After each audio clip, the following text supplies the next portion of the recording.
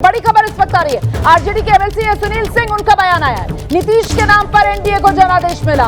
नीतीश की वजह से एनडीए को 200 से ज्यादा सीट मिली। नीतीश कुमार को मुख्यमंत्री बना रहना चाहिए। नीतीश कुमार बीजेपी के जाल में फंस गए हैं, ये कह रहे हैं सुनील सिंह। नीतीश को जांच एजेंसियों का डर दिखाया जा रहा है। सुनील सिंह आरजेडी के नेता जो निशाने पर बीजेपी को ले रहे हैं, ये कहते हुए कि बीजेपी ने नीतीश को फंसा दिया। हमारे साथ आरजेडी के एमएलसी और पार्टी के कोषाध्यक्ष सुनील सिंह हैं। सर, खबरें आ रही हैं कि नीतीश कुमार राज्यसभा जा सकते हैं, आज नामांकन दाखिल कर सकते हैं। बिहार में बीजेपी का सीएम हो सकता है और जदयू से 2 डिप्टी सीएम हो सकते हैं। देखिए, यही बात तो हमारे लीडर आदरणीय तेजस्वी यादव जी इलेक्शन के पहले बोला करते थे कि नीतीश जी मतलब इस बार फिनिश। और देखिए, बुरी तरह ही मकर जाल में फंस गए।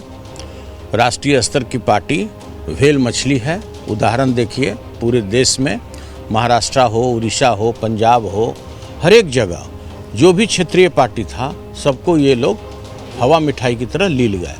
तो देखिए, यही होने जा रहा है बिहार में भी। इन लोग को डराया जाएगा, धमकाया जाएगा कि भाई देखिए, आपके ऊपर में 92 हज़ार करोड़ रुपए का हिसाब नहीं मिल रहा है, ये है वो है, सृजन घोटाला है, फलना घोटाला है, वहाँ बालिका गृह घोटाला है, मुजफ्फरपुर बालिका गृह में जिस तरह हुआ, नीट छात्रा कांड में फलना का नाम आ रहा है, कई बड़े नेता का नाम आ रहा है। मतलब इस तरह से जो उनका सिस्टम है उस बड़े राष्ट्रीय पार्टी का, उसी तरह से फिर यहाँ भी दोहराया जाएगा और इनको बेबस किया जाएगा। और ऐसे भी आप जानते हैं, इनके अगल बगल में मैंने भी, मेरे लीडर ने भी लगातार कहा है कि दो चार पांच नेता हैं वो बीजेपी के एजेंट के रूप में काम कर रहे हैं। तो उस जाल में ये फंस चुके हैं उड़ीसा की तरह। और आइए सीधे आपको ग्राउंड पर लेकर चलेंगे। हमारे तमाम सहयोगी इस वक्त हमारे साथ मौजूद हैं। चित्रा के पास में चलती हूँ। चित्रा, एक तरफ विपक्ष है जिसकी तरफ से कहा जा रहा है कि नीतीश कुमार को फंसा दिया, लेकिन वहीं दूसरी तरफ जेडीयू के जानकार और जेडीयू के नेता दबी जुबान में क्या कह रहे हैं? क्या ये नीतीश की सबसे बड़ी कुर्बानी है पार्टी को संजीवनी देने के लिए? देखिए रोमाना, इसके बारे में मैं जानकारी दे दूं। आज भारतीय जनता पार्टी के कुछ नेताओं से मेरी बातचीत हो रही थी, जिन्होंने चुनाव के दौरान बहुत क्लोजली बड़े नेताओं के साथ काज किया। उनकी ओर से कहा जा रहा था कि जब चुनाव के दौरान ही नीतीश कुमार की सेहत को लेकर बार बार मुद्दा उछाला जा रहा था, तो नीतीश कुमार की ओर से भी इस बात को कहा गया और एक आम सहमति उस समय बनती हुई नजर आ रही थी कि चुनाव हो जाने देते हैं और उसके बाद सही समय देखकर सत्ता परिवर्तन कर दिया जाएगा। यानी कि इसकी जो पूरी पृष्ठभूमि है ये पहले चुनाव के दौरान ही तैयार हो चुकी थी। सिर्फ इंतजार किया जा सही समय को, और राज्य चुनाव आ गया और यकीनन ये सही समय भारतीय जनता पार्टी जेडीयू को मिल गया। लेकिन जेडीयू में भी रोमाना यहाँ पर अलग अलग वर्ग हैं। एक तरफ ऐसे नेता हैं जो विरोध कर रहे हैं। उनका ये कहना है कि 25 से 30 फिर से नीतीश का नारा लगाकर हम चुनाव में गए, जनता ने उनके नाम पर, तो अब किसी और के चेहरे को क्यों यहाँ पर तवज्जो दी जाएगी? वो नीतीश कुमार को सीएम के पद से हटाने को बिल्कुल नहीं तैयार है और वो अपना बहुत गुस्सा, नाराजगी और कई लोग तो आंसू बहाते हुए भी नजर आ रहे हैं। तो वहीं दूसरा वर्ग ऐसा है, देखिए अभी खुलकर ललन सिंह का बयान आपने सुनाया। खुलकर ललन सिंह भी नहीं कह रहे हैं कि हाँ वो राज्यसभा जा रहे हैं। सभी का यही कहना है कि अंतिम फैसला नीतीश कुमार का ही होगा। लेकिन बड़ा दिलचस्प है, नीतीश कुमार से मुलाकात की इजाजत अब एमएलसी, किसी भी जो नेता जो चाहते हैं उनको मिलकर समझाना मनाना, उनसे इजाजत नहीं दी जा रही है। नीतीश कुमार सीएम आवास पर मौजूद है और यहाँ पर जिस तरह की गहमागहमी या जिस तरह की भीड़ है, ये पूरी तरह से साफ हो चुका है रोमाना कि यहाँ पर नीतीश कुमार राज्यसभा के लिए नामांकन करेंगे। तस्वीर साफ होने लगी है। जेडीयू के तमाम कार्यकर्ता अलग अलग हिस्सों से यहाँ पर पहुंच रहे हैं और थोड़ी देर का और इंतजार, मुझे लग रहा है पिक्चर पूरी तरह से साफ हो जाएगी।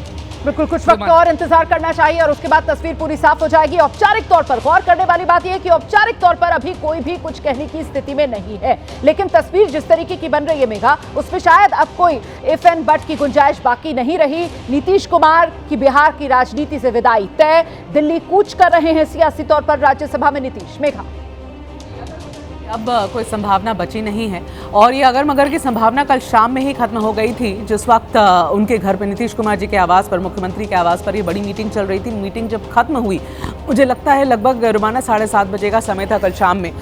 मेरी खुद बात हुई उन नेताओं से जो नीतीश कुमार जी के साथ में बैठे हुए थे। जो नेताओं की ये लोग बात कर रहे हैं कि बीजेपी के एजेंट हैं, वो सारे ही बैठे हुए थे उनके घर पर और ये डिसीजन लिया गया कि नीतीश कुमार जी का नाम उस सूची में होगा जो 2 लोग जेडीयू के कोटे से राज्यसभा जाएंगे।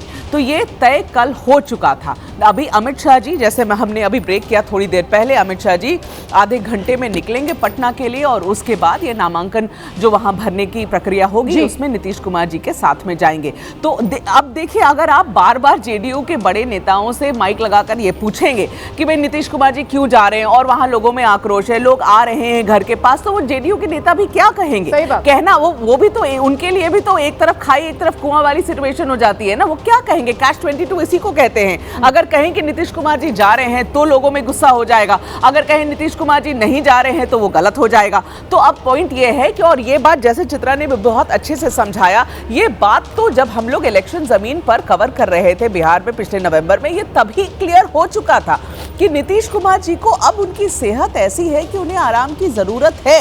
जो बातें हैं उसे एक्सेप्ट करना चाहिए। 25 से 30 फिर से नीतीश, 25 से 30 फिर से नीतीश। वो जो बड़े बड़े पोस्टर बैनर लगे थे और नारे गूंजते थे, कैंपेन थी रोमाना, नारा ही साबित हो रहा है। कैंपेन ही थी रोमाना। बिल्कुल बिल्कुल, इसी पर अब मोहर लग रही है।